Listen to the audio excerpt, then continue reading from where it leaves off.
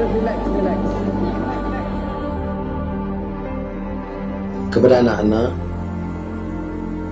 bapa, seorang pejuang,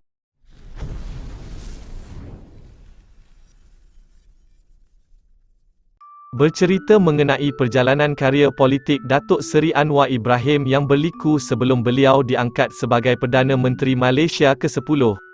Beliau disebut-sebut sebagai anak didik Tun Dr. Mahathir Mohamad tetapi kemudiannya tampil sebagai seorang pengkritik Tun Mahathir yang lantang bersuara. If you want to lead this nation, ialah pimpin negara ini. Insya-Allah pertama, mesti adil.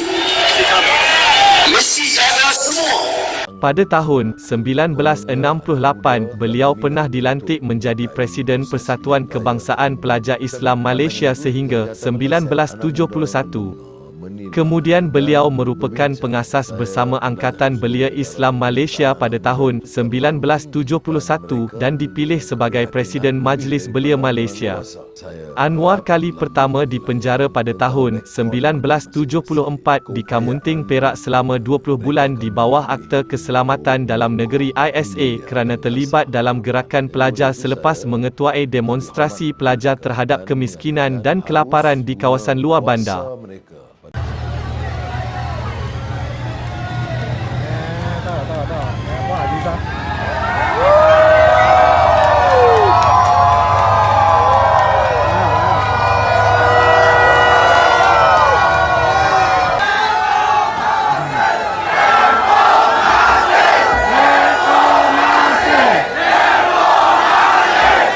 Selepas keluar dari tirai besi, Anwar mengambil keputusan mengejut menyertai Pertubuhan Kebangsaan Melayu Bersatu atau lebih dikenali sebagai UMNO yang diketuai Tun Mahathir selaku Perdana Menteri sejak 1981.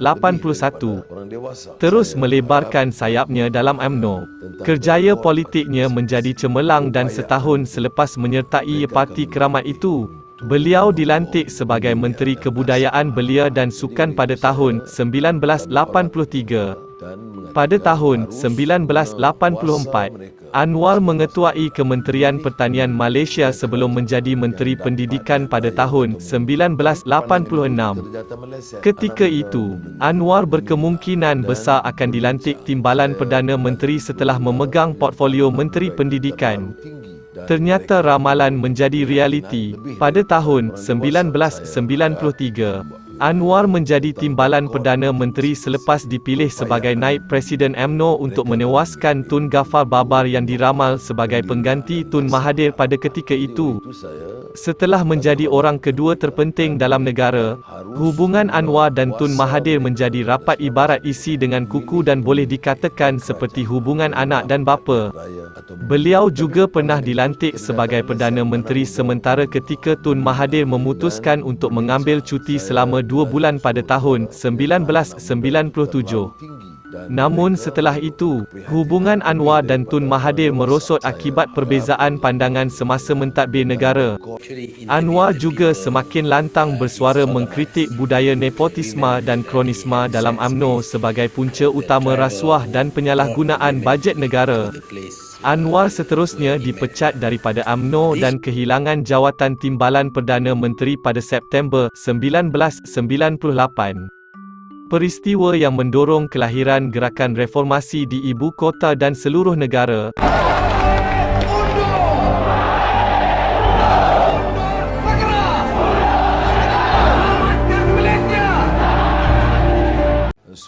Beliau dipenjara pada tahun 1999 dikatakan atas kesalahan rasuah. Namun menjadi pengaruh besar kepada Barisan Alternatif dan selepasnya Pakatan Rakyat yang dianggotai Parti Keadilan Nasional, Parti Islam Se-Malaysia PAS dan DAP. Selepas 10 tahun tidak ceburkan diri dalam dunia politik, pada 29 November 2009, beliau kembali ke Parlimen sebagai tetamu menemani isterinya Datin Seri Dr. Wan Azizah Wan Ismail, wanita pertama yang mengetuai Parti Pembangkang pada ketika itu. Anwar menjadi anggota Parlimen selepas memenangi pilihan raya di Permatang Pauh pada Ogos 2008 selepas peletakan jawatan isterinya.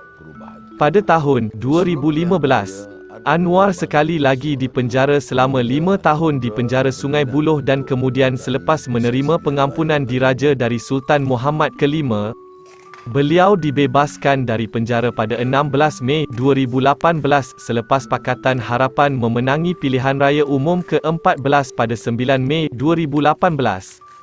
Pada tanggal 24 November 2022, detik bersejarah buat Datuk Seri Anwar Ibrahim apabila beliau dilantik menjadi Perdana Menteri Malaysia ke-10 selepas berlaku siri drama politik susulan tiada parti yang dapat mengumpul minimum 112 kerusi parlimen yang mendorong penglibatan yang di-Pertuan Agong bagi membolehkan pembentukan kerajaan perpaduan antara Pakatan Harapan selaku parti paling banyak kerusi dengan parti-parti lain.